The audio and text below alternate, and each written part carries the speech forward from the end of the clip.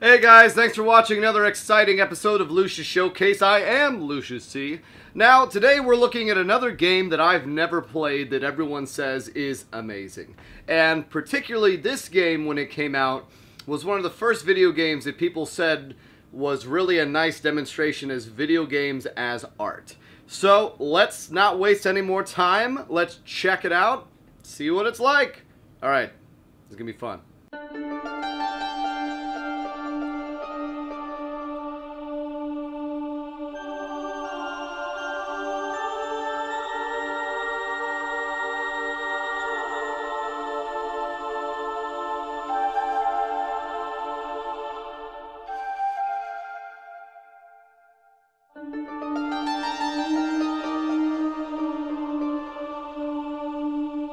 So we're talking about Shadow of the Colossus on the PS2. Now I realize this is a PS3 game, this is actually the HD remake, and yeah, it was a lot easier to find, and so that's what I got. I never played it, but it was one of those games where I heard about it everywhere. Shadow of the Colossus, Shadow of the Colossus, Shadow of the... Shut up, my god, okay, I get it. It's great.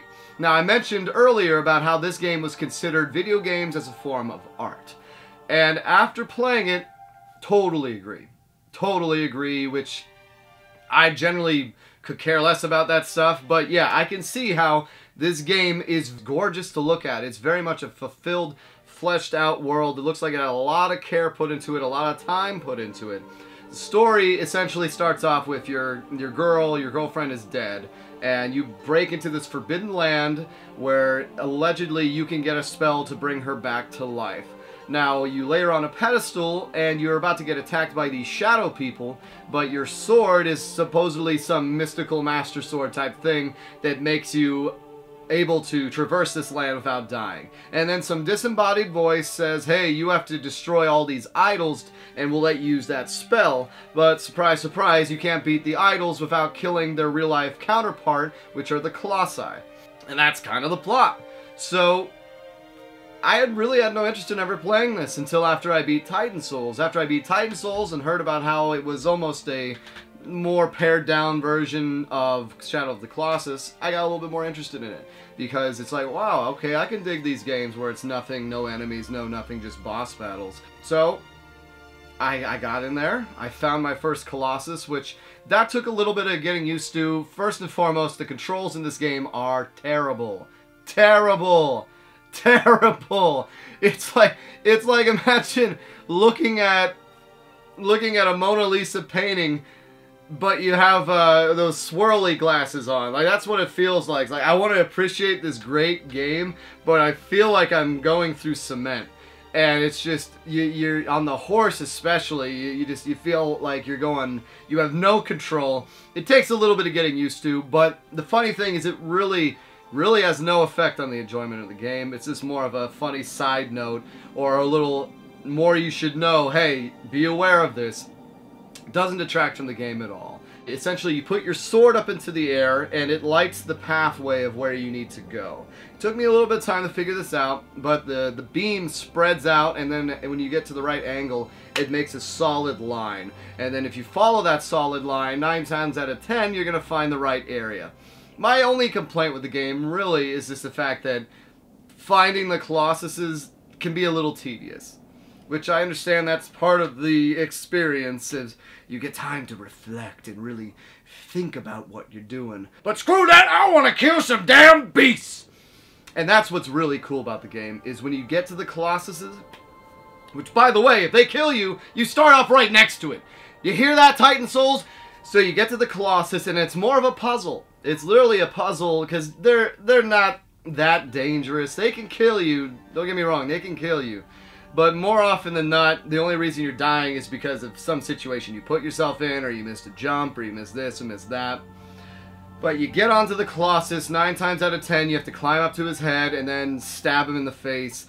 Do that a couple times, he'll have a secondary stab point, and then he dies. You get this incredibly just poetic looking fall from grace for the Colossus where it dies.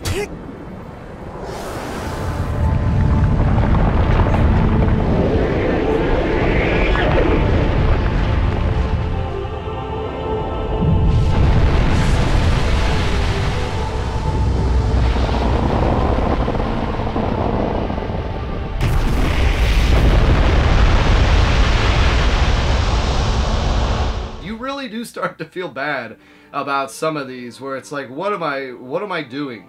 Like, what? It just there's an unease about the game, where as you're killing each one of these massive noble creatures that seem to have nothing against you, they're just trying to exist. Something seems unsettling, because when you kill your first one, you get transported back to the temple, and one of those shadow beast creatures that seemed like it was attacking you is now watching over you. And the more idols you destroy, the more Colossuses you kill, they get more numerous and more numerous. And it's almost like, what's going on here? So the story is all up for interpretation, but even though you're still doing it, you're enjoying it, it's almost of, am I doing the right thing here?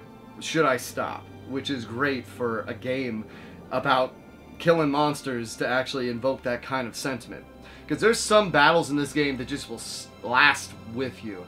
I swear, the battle with the flying creatures especially, the first one, oh god, just the intensity, the holding on to him, the going and hitting the stab point, getting on his wing, falling off, getting back up, destroying him, watching him fall to earth and feeling, oh god, what did I just do? Eventually, around the 12th Colossus, these people come and they're trying to stop you. And I'm not going to go into what happens there, but it's very much a great finale. It's a great finale. It makes the whole game worth it. And I love this game. Crappy controls and all, tedium and all. Each one of the bosses felt extremely different and was a joy to kill, and at the same time made me feel very sad about it. So that's a hell of a thing, especially for a PS2 game to do. Must have been that emotion engine. But yeah, Shadow of the Colossus is a great game. If I was going to give it a rating, this would easily be a 9. It's not, the controls keep it from being like a 10, 9.5, but just the story, the way it looks, it feels so nice to be immersed in this world, and it feels so great to just escape, and bad at the same time to know that you're probably doing the wrong thing. So yeah, Shadow of the Colossus, great game. Pick it up and play it. That's your homework. And there you have it, Shadow of the Colossus, great game. Pick it up. I definitely liked it a lot more than Titan Souls, and I'm sad that I waited so long to play it. It was really good. It was really good.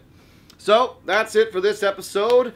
Hope you enjoyed it, and I will see you next time. And as always, don't forget... Maybe it's here? Alright. Hey, Reap! He didn't want to be on it. What the heck is this? He's talking about a game that has Shadow in the title and they don't even use me. I swear, this is ridiculous.